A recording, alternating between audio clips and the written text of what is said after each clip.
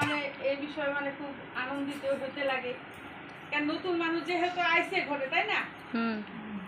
তো এখন ঠাকুরের আলোচনা একটুখানি দিতে লাগে, সামান্য একটু আমি কই আর কি। তো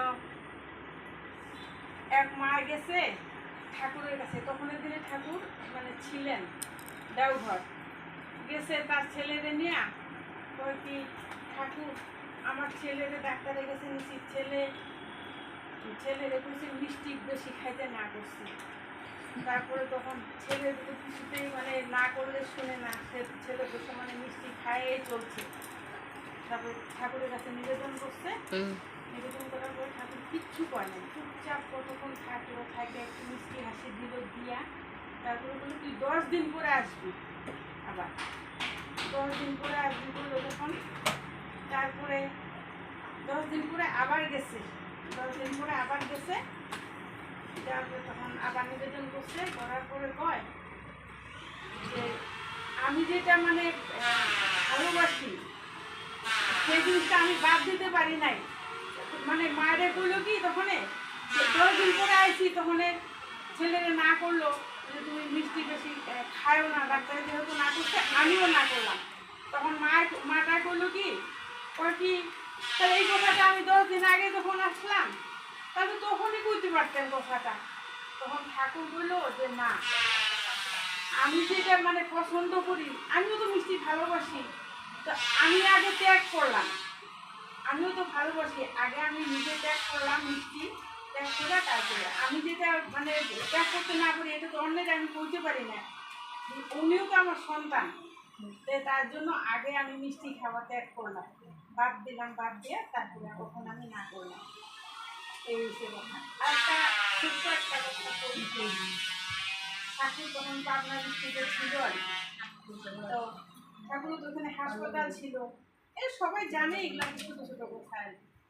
তো হাসপাতাল ছিল, তো ওইখানে তো আগে তো সেরকম ডাক্তার কিছু ছিল না, বেশি মানে টুকটাক তোমার কবিরাজ বৈদ্য এগুলা। তো তখন একদিনে যে হাসপাতাল ছিল একটা সরকারি হাসপাতাল, ওইখানে সবাই ওষুধ বিসুখ হইলে ওইখানেই যেত চিকিৎসা করতে, এটা মানে আমি মোবাইলে আলোচনাটা পাইছি আর কি। তো ওইখানে যেত, যে ভালো হতো সে ভালোই হয়ে যেত, আর যে মারা যেত, ঠাকুরের যে হসপিটাল খুলছে কয়েকজন আছে এরকম ভক্ত, তারা ঠাকুরের সাথে সবসময় থাকতো। তো তাদের কইছে ঠাকুরের হাসপাতালটা যখন মানে তৈরি হয়ে গেছে আর কি, ঠাকুরের হাসপাতাল তো ডাক্তার কবিরাজ কিচ্ছু নাই, শুধু আছে নাম, ঠাকুরের যে নামের কত শক্তি।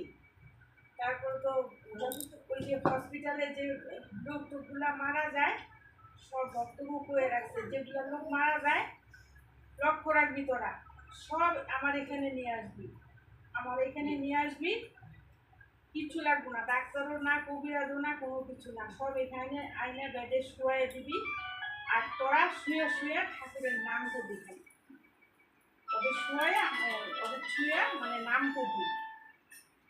তখন ভক্তরা ভাবতেছে এটা আবার কীরকম চিকিৎসা, ঠাকুরের নাম করলেই মরা মানুষ জীবিত হয়ে যায়, এটা কেউ শুনে পাইছে কোনোদিন? কত যে মুনি ঋষি কত কিছু যে আছে, কেউ তো এটা করতে পারে নাই, ঠাকুর এটা করে দেখাইছে। তারপরে তো যতগুলি লোক টোক আসে, যখন নিয়ে আসে তখন তো মরান আনে, আয়না আয়না বিছানার মধ্যে শুয়ায়, আর যখন ভালো হয়ে যায় নাম করতে করতে, যখন ভালো হয়ে যায় নিজে উঠে বসে নিজে হাঁটে, তখন সুন্দর করে খাওয়াইয়া দাওয়ায় তারে, তারপরে বাড়িতে হাঁটে মানে হাইটে যাওয়ার মতন করে পাঠিয়ে দেয়, এরকম হয়েছে অবস্থা।